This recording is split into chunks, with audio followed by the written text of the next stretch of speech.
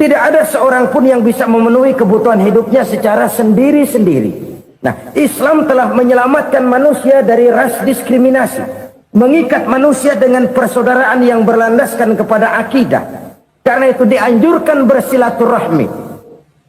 Bahkan Nabi menyatakan, man arada ayyubsata lahu fi rizqihi wa yunsa'a fi atharihi falyasil rahimah. Siapa yang kepengen diluaskan rezekinya dan dipanjangkan usianya, banyaklah ia bersilaturahmi.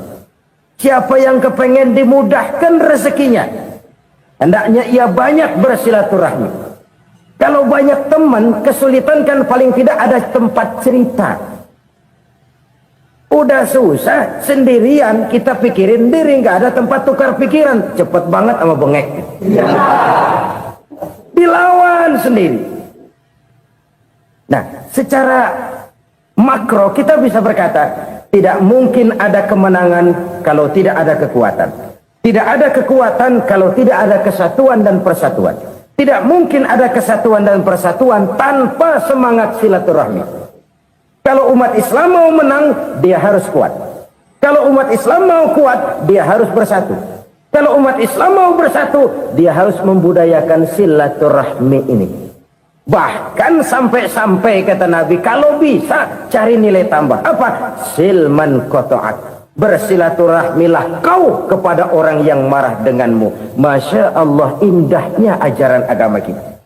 Orang yang marah pun kepada kita, kata Nabi, kalau bisa bersilaturahmilah kepadanya, kepada orang yang marah itu. Di situ nilai tambah. Cuman jujur nih hadis, ngucapinnya gampang, ngamalinnya yang berat banget. Orang marah sama kita, kita disuruh silaturahmi. Ada apa sama lu? Lu marah, ada gue marahan lagi. Gue pikirin. Saudara-saudara kaum muslimin rahimakumullah. Tapi ini yang diajarkan, bahkan ini yang dicontohkan oleh baginda Rasul. Bagaimana begitu mudah, misalnya satu saat Abu Jahal ini ngatur strategi bagaimana bikin Muhammad celaka. Dia gali lubang di depan tempat tidurnya. Dia tutupin daun korma. Terus dia panggil seseorang, ke sini. Kasih tahu Muhammad, pamannya sakit keras, minta ditengokin. Berangkat orang ini ke sana. Muhammad, labbaik. Pamanmu sakit keras, dia minta ditengokin. Baik, saya akan datang menjenguk beliau. Berangkatlah Nabi ke rumah Abu Jahal tanpa prasangka apapun.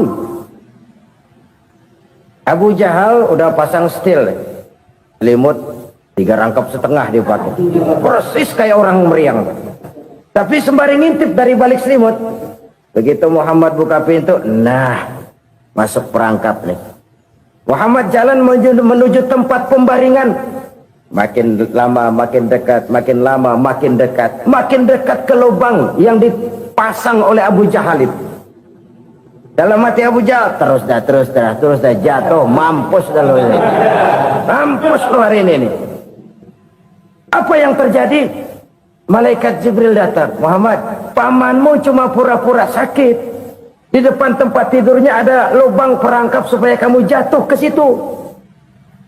Sudah, kamu pulang. Balik kanan Nabi. Sudah hampir jatuh ke lubang, balik kanan, pulang. Bayangin kecewanya Abu Jahal. Muhammad dikit lagi, Muhammad dikit lagi. Enggak paman, saya pulang aja. Emosi bangun dari tempat tidur, enggak sadar kalau lagi pura-pura sakit. Lompat ngejar Nabi, dia lupa dengan lubang yang dia gali. Usrah, nyemplung sendiri ke dalam lubang.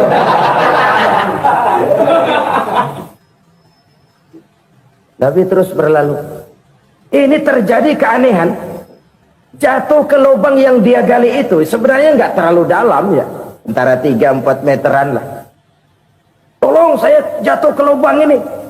Datanglah pelayan-pelayannya itu. Angkat saya dari sini. Oh, yang ngulurin tambang. Satu gulung, belum juga nyampe itu tambah. Kurang, beli lagi ke warung. Sambung, ulur lagi, nggak juga bisa sampai. Wah, ini kerjaan Muhammad ini. Tolong, siapa salah seorang kamu ke rumah Muhammad, kasih tahu encangnya kecebur. Minta ditolongin. Sampaikan kepada Rasul. Kenapa? pamanmu jatuh ke lubang, Muhammad minta tolong diangkatin. Tambang udah nyambung-nyambung nggak nyampe juga. Ya, nanti saya datang, saya tolong. Coba. Nyata-nyata orang berniat jahat mau mencelakakan dia. Datang dia menolong. Ini yang disebut air tuba dibalas air susu ya ini. Bukan sebaliknya. Air tuba dibalas air susu. Paman, kecebur ya? Iya Muhammad, tolong ini. Pegang tangan saya. Nabi ulurkan tangannya, nyampe, dipegang oleh Abu Jahal, diangkat ke atas, sampai atas. Apa kata Abu Jahal? Sihirmu memang hebat Muhammad. Udah ditolongin dikata sihir. Yang enak kita kemplang kan itu orang begitu. Urusan apa? Tapi inilah akhlak. Kalau bisa kamu bersilaturahmilah dengan orang yang marah kepadamu sekalipun. Orang marah kita tetap baik. So, kalau kita berbuat baik sama orang yang memang baik, rasanya sih biasa-biasa aja. Orang baik kita baik lagi, ya draw aja, belum ada nilai tambah di situ. Baru ada nilai tambah kalau kita bisa berbuat baik kepada orang yang nyakitin kita. Itu namanya kita setingkat di atas dia. Dia sakitin kita, kita berbuat baik sama dia. Dia pelit sama kita, kita baik sama dia. Dia marahin kita, kita deketin dia. Di situ kita punya nilai tambah. Jadi siapa yang ingin diluaskan rezekinya kata Nabi dan dipanjangkan umurnya, hendaklah ia banyak-banyak bersilaturahmi. Sederhana sebenarnya silaturahmi, tapi silaturahmi membangkitkan semangat kesatuan dan persatuan. Kesatuan dan persatuan melahirkan kekuatan. Dalam matematika 1 ditambah 1 pasti 2. Tapi di tengah masyarakat, 1 orang takut ditambah 1 orang takut, hasilnya jadi 2 orang setengah berani. Kenapa setengah berani? Karena udah berdua. Tadi pan takut sendirian. Kalau dia kumpul turu-turu takutlah jadi berani. Kita yang lemah, kita yang tidak berdaya, kita yang miskin, kalau mau kompak bersatu, apa yang nggak bisa kita kerjain? Apalagi tinggal di kota besar, pilihan cuma 2. Bertahan atau minggir. Bertahan atau minggir. Untuk bisa bertahan harus mampu bersaing. Untuk mampu bersaing harus punya keahlian. Keahlian harus ditunjang dengan pendidikan, ditambah oleh kekompakan sebagai umat. Udah miskin mencar mulu, orang injak kita. Orang nggak pandang urusan apa malu. Oleh karena itu silaturahmi pada hakikatnya merupakan roh dari ukhuwah yang diajarkan oleh agama kita. Bagaimana Islam menyelamatkan masyarakat manusia dari ras diskriminasi, mengikat manusia, dan tidak ada persaudaraan yang lebih indah selain persaudaraan yang diikat dengan nilai-nilai akidah. Sepanjang orang di jalan Allah, itulah saudara kita. Keluar dia dari jalan Allah, selesailah persaudaraan sampai di situ. Karena itu kalau ingin menyimpan sesuatu di surga, banyaklah bersilaturahmi. Datang ke rumah ini, datang ke rumah itu, dan lain sebagainya. Itu simpanan kita di akhirat nanti. Ini yang ketiga. Saudara-saudara, yang keempat, perbendaharaan surga itu apa? Wa qawlu la hawla wa la quwwata illa billah. Ucapan la hawla wa la quwwata illa billah. Ibadah kan ada yang berat, modalnya besar. Bangun masjid berat, modalnya besar. Bangun rumah sakit berat, modalnya besar. Ada ibadah yang berat tapi modalnya ringan. Misalnya puasa. Puasa itu berat, mengendalikan nafsu. Kalau sekedar nggak makan nggak minum sih enteng, mengendalikan nafsu. Itu jihad terbesar, tapi kan modalnya ringan, cuma niat saja. Ini ibadah berat, modalnya ringan. Ada ibadah yang ringan, modalnya juga enteng. Seperti termasuk ucapan la haula wa la quwwata illa billah. Tanpa sadar, la haula wa la quwwata illa billah. Nyelengin tuh di surga. Nyelengin, kita nggak terasa, nyelengin simpenan akhirat. La haula wa la quwwata illa billah. Nyimpan lagi. Kaget, la haula wa la quwata illa billah, nyimpan lagi, banyak simpenan.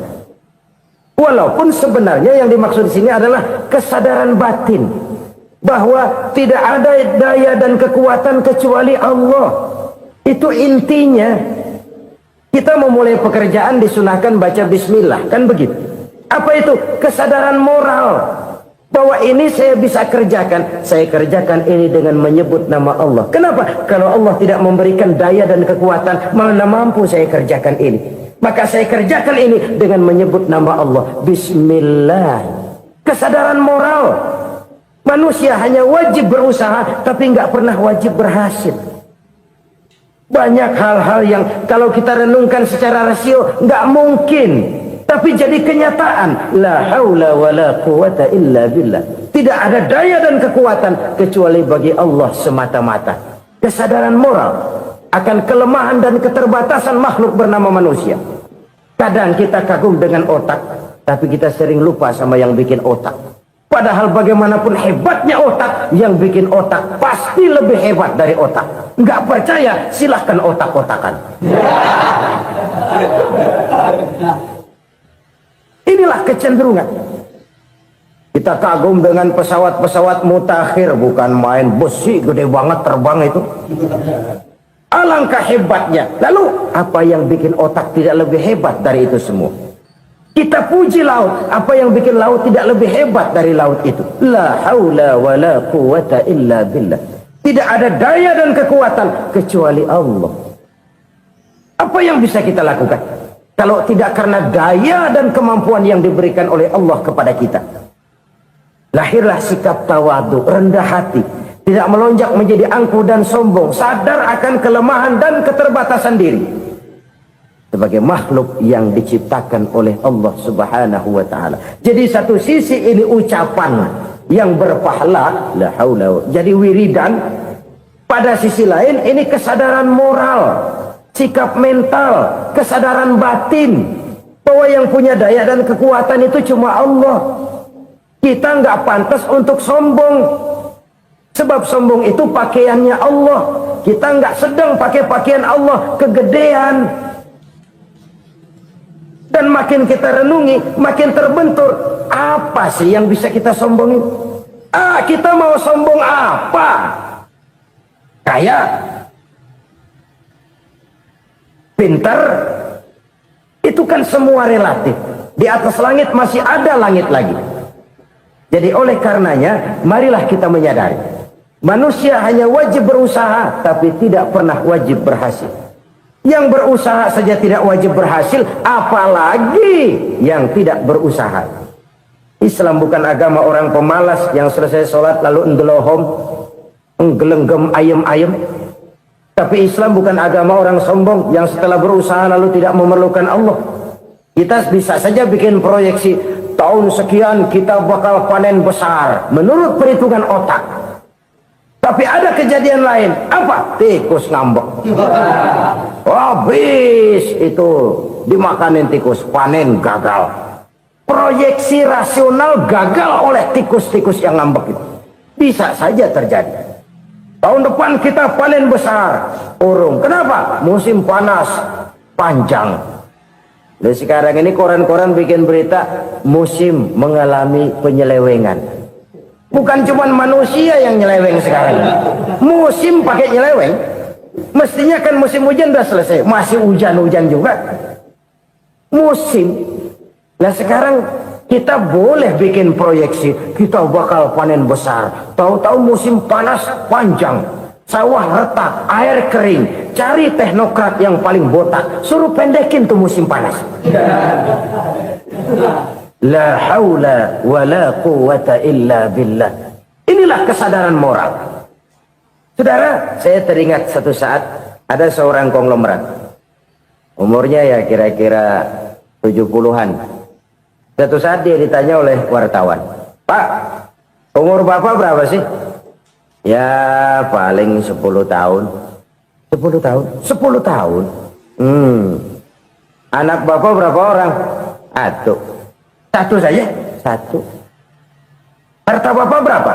Ya paling-paling bangsa 7 juta kali. 7 juta? Iya. Pak, kenapa Bapak bohongi saya? Bapak punya buku biografi. Koran-koran, majalah-majalah banyak memuat cerita riwayat hidup Bapak. Saya tahu umur Bapak 70. Kenapa bilang cuma 7 tahun? Saya tahu anak Bapak 8. Kenapa cuma bilang 1? Saya tahu harta Bapak miliaran, mungkin triliunan. Pabrik di mana-mana, bank di mana-mana. Kenapa bilang uang Bapak cuma 7 juta? Nah, kata si konglomerat tadi, kamu benar nak, kamu benar. Umur saya kalau jumlahnya memang 70 nak.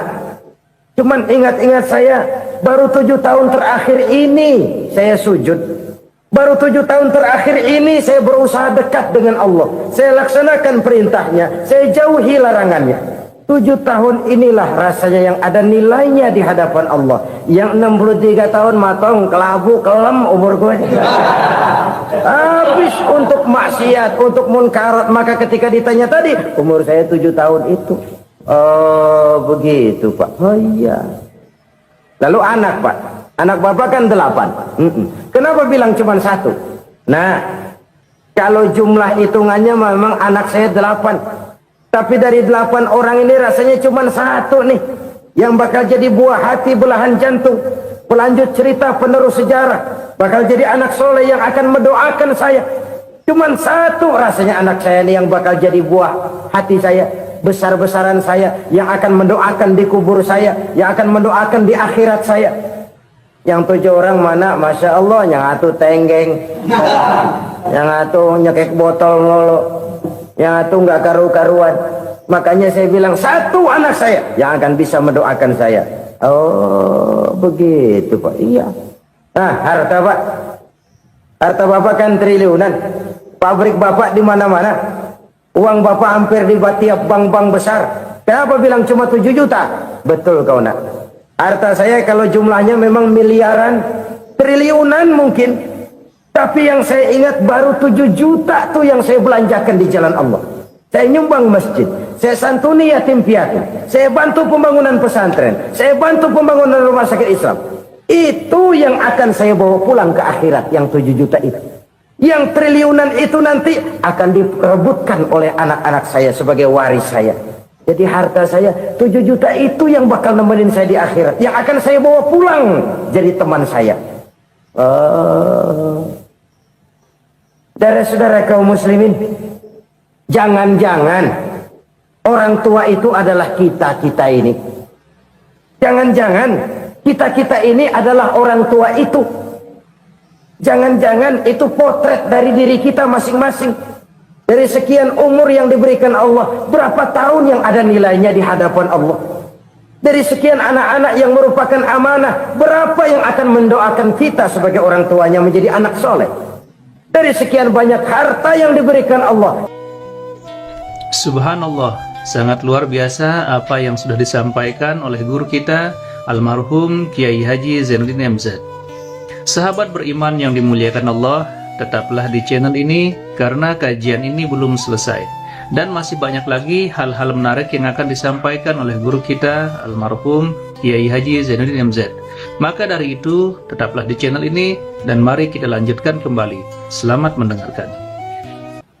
Karena itu kita kembali kepada la haula wa la quwwata illa billah. Kita wajib berusaha, kita wajib berikhtiar. Selebihnya segala daya dan kekuatan hanya milik Allah saja semata-mata. Satu kesadaran batin dari setiap pribadi muslim. Setelah ia berusaha dan berikhtiar, ia menyerahkannya kepada Allah Subhanahu wa ta'ala. Jadi satu sisi ini merupakan wiridan ucapan yang mengandung pahala, pada sisi lain ini merupakan sikap batin dari seorang muslim di dalam ia menghadapi realitas kehidupan ini. Saudara-saudara kaum muslimin rahimakumullah, kalau ini kita jadikan satu basis kehidupan, maka ini akan menyelamatkan manusia dari kemungkinan tergelincir menjadi orang yang lupa diri dan lupa darat. Sebab itu Imamul Ghazali berpesan, jadidis safinah fa innal bahra amiq wa khuziz zad fa inna safara ba'id wa khaffifil hamla fa innal hamla sadid. Perbarui selalu kapalmu karena lautan sangat dalam. Bawa bekal yang banyak karena perjalanan ini sangat jauh. Ringankan beban karena kebanyakan beban akan menyakitkan. Alangkah indah kalimat ini, alangkah dalam makna yang terkandung di sana.